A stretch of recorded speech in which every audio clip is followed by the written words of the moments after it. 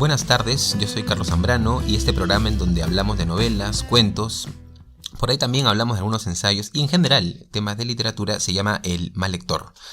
Hoy es martes 30 de junio del 2020 y vamos a hablar de un escritor fundamental para la literatura peruana. Y no solamente para la literatura peruana, sino para la literatura en todas las lenguas, yo diría. Me refiero al escritor peruano José María Arguedas. Como muchos recordarán, Arguedas nació en Andahuaylas, en el departamento de Apurímac, el 18 de enero de 1911 y falleció en Lima el 2 de diciembre de 1969. Fue novelista, antropólogo, docente escolar, docente universitario, traductor del quechua al español. Ustedes recordarán este libro Dioses y hombres de Huarochirí, ¿no? Y también fue un difusor cultural, ¿no? Tuvo una abundante obra antropológica, casi 7 tomos me parece, es la que publicó la editorial Horizonte, que también publicó sus obras narrativas. Son 4 tomos los que conforman la obra narrativa completa. No sé ahora qué tan sencillo sea encontrar esos tomos, pero sin duda, pues, ¿no? Quien se interese en llevar a cabo una lectura minuciosa de la obra producida por Arguedas, ahí tiene una fuente riquísima, ¿no? Para algún trabajo de investigación. Me parece que es una fuente muy fiable. Bueno, hoy nos vamos a enfocar en su faceta de cuentista, porque José María Arguedas no solamente produjo esas maravillas que son Los ríos profundos, o la novela Todas las sangres, Yaguar Fiesta, o esa novela final desconcertante, vanguardista, que fue El zorro de arriba y el zorro de abajo, sino que también escribió cuentos. Y podríamos decir qué cuentos, ¿no? Yo creo que los cuentos de Arguedas son un excelente punto de partida para conocer el mundo de este escritor con el que todos estamos bastante familiarizados, ¿no? Hay que decirlo, o por lo menos hemos escuchado su nombre, pero no estoy tan seguro de si lo hemos leído o qué tan fuerte es su presencia en ámbitos como el colegio, por ejemplo, ¿no? A pesar de que los cuentos de Arguedas están en internet, o sea, ustedes van a Google y ponen José María Arguedas cuentos y ahí ustedes van a ver que hay una diversidad de páginas en donde algunas narraciones breves están disponibles, ¿no? Las pueden imprimir y todo. Pero bueno, decía hace un momento que Arguedas es un escritor imprescindible, no solo para la literatura peruana. Yo había mencionado en el capítulo anterior este ensayo del escritor argentino Juan José Saer, que se llama Sobre la cultura europea. Ustedes pueden encontrar este ensayo si les interesa revisarlo, es un ensayo muy interesante. Está en el concepto de ficción, ¿no? Su libro El concepto de ficción.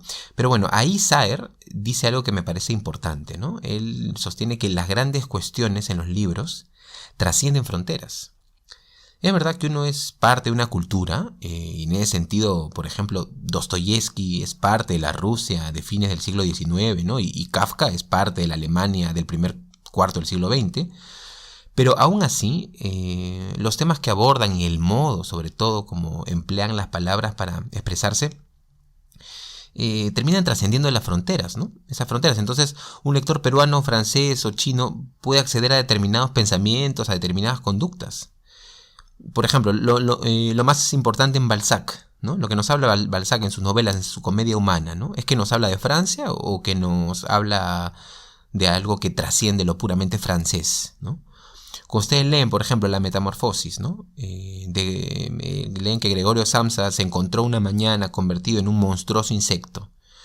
Bueno, yo siempre, cuando hablaba de este libro en el colegio, a mis alumnos les decía, ¿no? ¿Cuántos acá, no, o en el futuro, no se van a despertar una mañana convertidos en un monstruoso insecto, ¿no? O sea, con esa sensación. O por ejemplo, ¿no? Cuando Madame Bovary muere, ¿no? Ya no recuerdo si es Charles o el padre, ¿no? Que sale a la calle y ve que el mundo sigue igual, ¿no? Y le parece una ofensa que el mundo sigue igual, ¿no? Le parece un insulto. O sea, ¿cómo es posible que el mundo siga igual si Emma se ha muerto? Entonces, claro, los grandes textos trascienden épocas, ¿no? Eso hay que decirlo. Y además trascienden también sus contextos históricos. No digo que se les deba aislar, ¿no? de su contexto, pero tampoco adhiero pues a la idea de que las obras están separadas, ¿no? Por un velo de contexto para sus lectores. Por supuesto, ayuda mucho informarse, ¿no? Tener en cuenta algunos elementos de contexto de producción, sociales, inclusive algunos elementos biográficos, ayuda, ¿no? Pero claro, a partir de ahí pues hay un largo espectro de relación entre conocimiento y lectura, ¿no? Y se pueden hacer pues a partir de esto ya se pueden tener diferentes capas, ¿no? Capas de lectura. Ahora, ¿qué tiene que ver esto con Arguedas? Muchísimo, porque estamos ante un escritor que nos muestra, yo diría que nos muestra cómo las palabras, el lenguaje, ¿no? La misma forma de expresión están al servicio de mostrar un mundo interior, o al menos intentan aproximarse a mostrar un mundo interior, una forma de ver la vida, ¿no?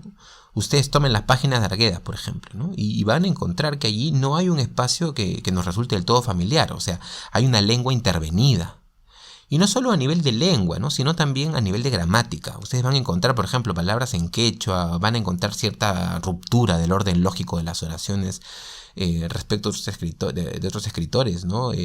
Ustedes lo comparan, por ejemplo, con Ribeiro o con Valdelomar, y Arguedas está haciendo algo diferente, ¿no? No escribe en un español estándar, un español neutro, como sí puede ser el caso de los cuentistas que acabo de citar, ¿no? Ahora, después podemos entrar en matices, ¿no? Una discusión acerca de qué es el lenguaje neutro o qué tan neutro, ¿no? Esa es otra discusión, es otro tema, ¿no? Pero en todo caso yo sí quisiera dejar claro que estamos ante un escritor que me parece escribe prácticamente contra la lengua, ¿no? Contra su lengua. Y cuando digo su lengua, me refiero al español porque es la lengua en la que Arguedas decide publicar, ¿no? Y de alguna forma yo creo que, claro, Arguedas, el ejercicio literario de Arguedas dice mucho sobre la relación entre lengua e identidad, ¿no? Es un escritor del que otros escritores, fíjense, además me parece que sirve a los escritores, ¿no? O sea, ahí se puede aprender muchísimo acerca de cómo, digamos, la creatividad, lo artístico, ¿no? No solamente está en crear textos con historias interesantes, sino también en trabajar más a profundidad, ¿no? En el nivel de la lengua, en el idioma. Hay una tradición amplia acerca de ese tipo de labor artística, de intervención artística, ¿no? A nivel mundial. Por ejemplo, piensen ustedes en lo que hace Laurence Sterne, ¿no? En Tristram Shandy. O ustedes revisan Rabelais, por ejemplo, lo que hace François Rabelais en Gargantúa y Pantagruel, ¿no? O para hablar de un ejemplo en español, por ejemplo, lo que hace Onetti con el idioma, ¿no? Onetti que hace, lo enreda, lo hace por momentos, ese español se hace espeso. Luego vayamos, pues, ¿no? Ya el ejemplo por excelencia, que podría ser César Vallejo, ¿no? Miren ustedes lo que hace César Vallejo con el idioma, ¿no? Lo que hace en Trilce. Claro, no en narraciones, aunque habría que ver, ¿no? Yo no sé si en la novela El Tungsteno hay algo de eso, pero en todo caso, en su poesía, esa lógica está. Pero yo creo que, aunque es poesía, esa lógica también se puede servir, puede ilustrar algún tipo de trabajo que se puede hacer a nivel de prosa, ¿no?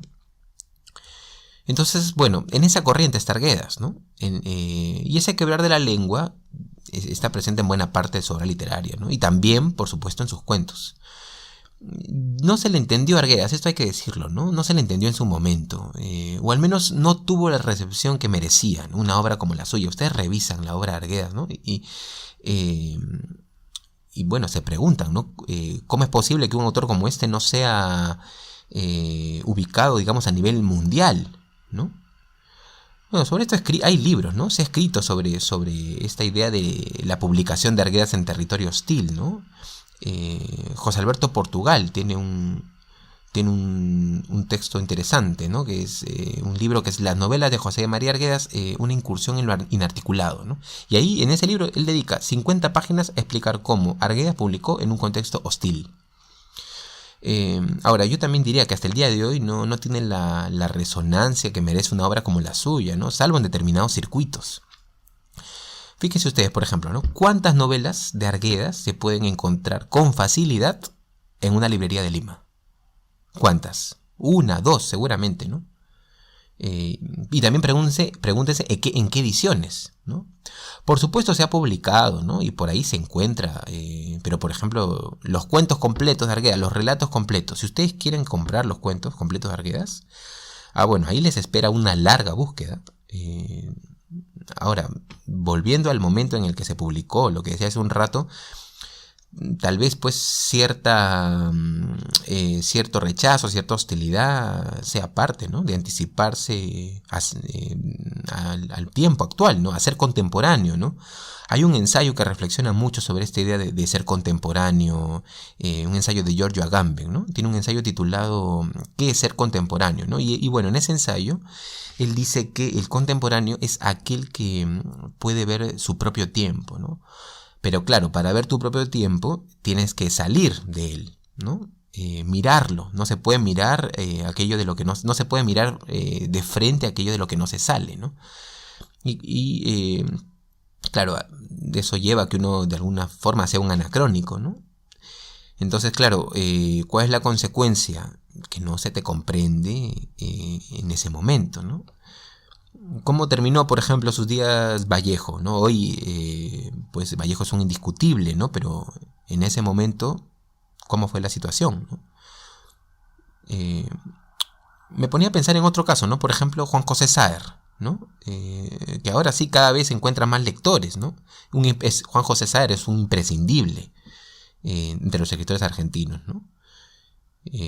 Pero ¿cuál era la situación de Saer en su momento?, ¿no? Ustedes revisen, pueden buscar y ahí van a tener muchas respuestas, ¿no?, acerca de, bueno, para comprender cómo fue, también cómo funcionó el contexto de producción de Arguedas. Pero bueno, me he extendido un poco, ¿no?, en estas ideas en torno a Arguedas. Entonces ahora voy a recomendar 5 cuentos que me parece son excelentes puertas de ingreso a este extraordinario escritor peruano, José María Arguedas. Yo voy a aventurarme a ser un poco provocador aquí, ¿no? Pero yo creo, sin lugar a dudas, que Arguedas debe ser uno de los 10 o 20 escritores más importantes de la historia de América Latina, junto con Borges y García Márquez, ¿no? Pero bueno, vamos con las recomendaciones. El primer cuento que yo quisiera recomendar es Guarmacuyay, ¿no? Que se traduce, ¿no?, en algunas publicaciones ustedes van a encontrar Amor de niño, ¿no?, al costado, ¿no? Que desarrolla de alguna forma el sentir, ¿no?, de un niño. Fíjense que el español no tiene una forma para expresar esto, ¿no?, el quechua sí, ¿no? La manera como un niño tiene un sentir, ¿no?, un sentimiento, ¿no?, muy similar al amor, el amor de un niño, ¿no? ¿De qué trata Guarmacuyay? Bueno, este cuento nos narra un episodio que transcurre en la sierra, muy doloroso para un niño que está enamorado de una muchacha llamada Justina. Justinay le dice, ¿no?, de cariño. Y él la mira con ilusión, ¿no? Para él ella encarna la belleza, la alegría, el encanto, la inocencia. Y de pronto ocurre algo que hace que ese mundo se quiebre, ¿no? Irrumpe lo violento, el poder, la prepotencia. Ustedes revisen las últimas líneas de ese cuento y son verdaderamente conmovedoras. Al mismo tiempo, el nivel de creación de la lengua misma, ¿no?, o sea, en el idioma, como si Arguedas no se abasteciera con el español para representar el mundo andino y el mundo infantil quebrado. Entonces, claro, van a ver ustedes que lo modifica, ¿no?, lo quiebra, y eso tiene resultados, ¿no? No es que se quiebre por puro afán emotivo que termina siendo el cuento ilegible, ¿no? En realidad hay un quiebre creativo, hay un quiebre meditado. Bueno, yo pienso que siempre debería empezarse por Guarmacuyay, ¿no? Es un cuento muy breve, pero ahí ya está todo el mundo de Arguedas, ¿no? Este conflicto entre lo andino y lo occidental, lo infantil y lo adulto, lo puro y lo impuro, ¿no? Entonces, este es un gran cuento para empezar y lo pueden encontrar. Ojo, este cuento está en internet libre. Es un imprescindible, es una experiencia de lectura que no deberíamos dejar pasar. Bueno, el segundo cuento que me gustaría recomendar es El sueño del Pongo. Otro cuento conmovedor, terrible y tierno al mismo tiempo. Claro, eso es lo que tienen los cuentos de Arguedas. Son una explosión de emotividad y también una explosión de dolor, y esos dos sentimientos se van entrecruzando, ¿no? Oscilan. Bueno, ¿de qué trata El sueño del Pongo? Nos narra la historia de un ancianito, ¿no?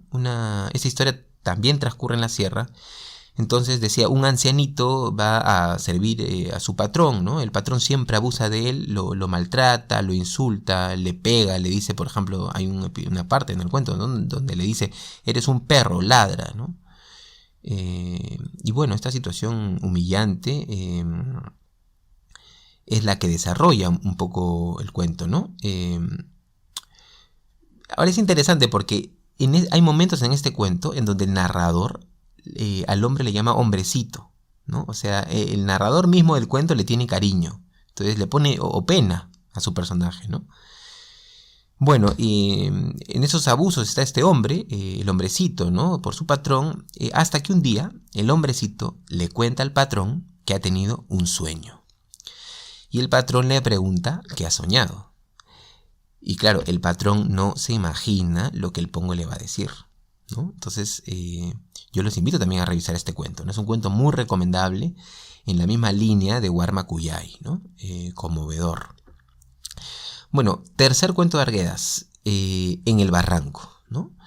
Otra historia conmovedora, pequeña, llena de sensibilidad, ¿no? Pero esta vez encontramos el profundo dolor que causa la muerte de un animal, ¿no? Un becerrito. Esta historia narra la historia de un becerrito llamado el Pringo, que tiene pues hay una tragedia y hay un elemento que genera un problema y termina eso en la muerte de este becerrito, ¿no? Entonces exploramos un poco el dolor en la dueña y en la vaca, ¿no? En la N, que es su mamá, la mamá del becerrito. Y bueno, ante la muerte de este becerrito, la vaca, la N, se aferra a él de una manera muy particular, muy triste. Ustedes van a descubrir, porque justamente ahí está la esencia del cuento, ustedes van a poder descubrir de qué manera se aferra esta vaca a su becerrito muerto, a su hijo muerto, ¿no? A mí me parece fascinante cómo a través de imágenes tan simples, Arguedas puede llegar al fondo del sufrimiento, ¿no? Otro cuento impecable, ¿no? De inicio a fin. Yo a este cuento no le reprocharía ni una sola línea. Es una experiencia de lectura conmovedora y genial, ¿no? Bueno, hasta aquí 3 cuentos fascinantes de Arguedas, de corta extensión, relativamente corta extensión. Los 2 últimos son algo más extensos, pero muy recomendables igualmente, ¿no? En cuarto lugar, yo recomendaría El horno viejo. Hay una particularidad en este cuento, ¿no? Es uno en realidad de los 4 cuentos que conforman el libro Amor Mundo. Un libro que protagoniza un niño, el niño Santiago, y este libro está compuesto por 4 episodios dolorosos, ¿no? En donde lo sexual irrumpe violentamente en la vida de este niño, ¿no? Entonces, aquí a modo de paréntesis, ¿no? Yo sí diría que si pueden, lean esos 4 cuentos, los 4 cuentos del libro Amor Mundo, ¿no? No se van a arrepentir, es un libro conmovedor. Y tiene 4 joyas de cuentos, 4 obras maestras, ¿no? Además ustedes, bueno, buscan en internet, por ejemplo, ¿no? Porque claro, les decía, uno dónde ubica los cuentos de Arguedas en las librerías. Es difícil. Pero este cuento ustedes lo buscan en internet, Amor Mundo, y ahí les figuran los 4 cuentos. Me parece que los 4 cuentos están disponibles, o por lo menos 3, ¿no? 3 sí están disponibles. Ahora, puestos a elegir uno, yo elegiría El horno viejo, ¿no? ¿De qué trata El horno viejo? Bueno, nos narra un día en que el niño Santiago es llevado a presenciar un episodio muy violento, ¿no? Sexualmente muy violento. Un episodio en el que un hombre, el que se llama el caballero, abusa de una mujer, ¿no? Y eso queda como un dolor interno, ¿no? Una culpa que no deja tranquilo a este niño. El mundo se le desordena, se siente triste, no sabe qué hacer. Se refugia, claro, en las montañas, ¿no? En el paisaje andino. Ahí se expresa muy bien la conexión que tiene el personaje que vive en medio de la naturaleza, ¿no? Y de hecho yo no lo he comentado, ¿no? Pero también van a encontrar ustedes en estos cuentos esa relación de la mirada con el paisaje, ¿no? Los nombres de las montañas, de los animales, ¿no? Todo esto se entrecruza, se mezcla en esa narración. Hay un modo, ¿no?, en que las cosas en este lugar funcionan desde el mito, ¿no? Es un gran cuento El horno viejo, ¿no? Y otra vez la escena final es conmovedora, ¿no? Yo insistiría en que este cuento, estos cuentos en realidad, ¿no?, los 4 cuentos de Amor Mundo, presenciamos una narración muy quebrada, ¿no?, una narración desconcertante, incómoda inclusive por momentos. Todo eso está presente en la narración. Entonces, bueno, muy bien. El horno viejo entonces, ¿no? Yo colocaría este cuento como cuarta recomendación. Bueno, vamos con el último cuento de Arguedas, y aquí yo sí creo que hay que pasar ya sin los reparos en longitud o en complejidad, ¿no? Yo creo que a estas alturas ya tenemos una idea de qué tipo de lecturas nos ofrece Arguedas, ¿no? Y con esa confianza yo diría que el lector pues se siente una madrugada, ponga su lámpara y se ponga a leer esa cumbre de la literatura que es La agonía de Razuñiti. Aquí Arguedas nos lleva a ser testigos de los últimos instantes de vida de un danzac. Ahora, ¿qué es un danzac? Es un danzante de tijeras, ¿no? Y la descripción de esa muerte es un completo ritual, ¿no?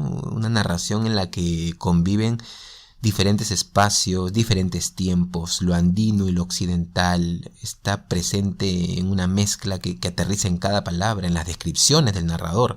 Ese narrador es una de las más importantes obras que ha llevado a cabo Arguedas, ¿no? Hay momentos en que el narrador, por ejemplo, sale de la misma historia y nos cuenta otra cosa. Ojo, es un cuento que requiere más atención que los otros, pero es porque hay una riqueza de texturas e imágenes que en ese cuento conviven al punto de hacerlo un festín literario, ¿no? Yo no sé, la verdad. Podría esto de repente conversarlo con algún amigo, ¿no? Pero yo creo que este es probablemente el punto más alto al que ha llegado Arguedas a nivel de cuentos, ¿no? Después, claro, se puede conversar, ¿no? Lo que ya hacen novelas como El zorro de arriba o El zorro de abajo. Ahí ya, claro, mezcla biografía, cartas, lenguas, cosmovisiones, géneros. Claro, ya es otra cosa, ¿no? Pero La agonía de Razuñiti es un imprescindible. Muy bien, bueno, como última recomendación, entonces, La agonía de Razuñiti. Bueno, este fascinante escritor lamentablemente se quita la vida el 28 de noviembre de 1969. Fallece 5 días después. Había dejado lista la publicación de su última novela, El zorro de arriba y El zorro de abajo. Una novela, insisto, desconcertante, experimental, imprescindible, ¿no? Mucho de lo que se hace hoy en narrativa hispanoamericana ya está en esa novela, ¿no? Arguedas es un escritor que se anticipa en más de un sentido a muchas formas, a las profanaciones que se hace pues en la novela contemporánea o en la narración contemporánea, al lenguaje, ¿no? O a los géneros, ¿no? De por sí, pues Arguedas es un escritor sobre cuya obra se puede y se tiene todavía mucho por decir, ¿no? Hay que hacer nuevas lecturas, su obra lo merece, ¿no? Y no solo lo merece, sino que lo resiste también, ¿no? Pero bueno, entonces espero haber despertado un poco de curiosidad sobre la obra de este fascinante escritor peruano y universal, ¿no? Y especialmente sobre sus cuentos, ¿no? Vamos a quedarnos aquí. Yo les agradezco mucho por escucharme y hasta el próximo capítulo. Si te gustaría escuchar más capítulos como este, te invito a seguirme en Spotify y YouTube como El Mal Lector. Cuelgo capítulos cada 2 o 3 días. Te invito a buscar muy pronto los capítulos titulados Apuntes sobre Estrella Distante de Roberto Bolaño o 5 cuentos recomendables de Juan Carlos Onetti. Yo soy Carlos Zambrano y esto fue El Mal Lector.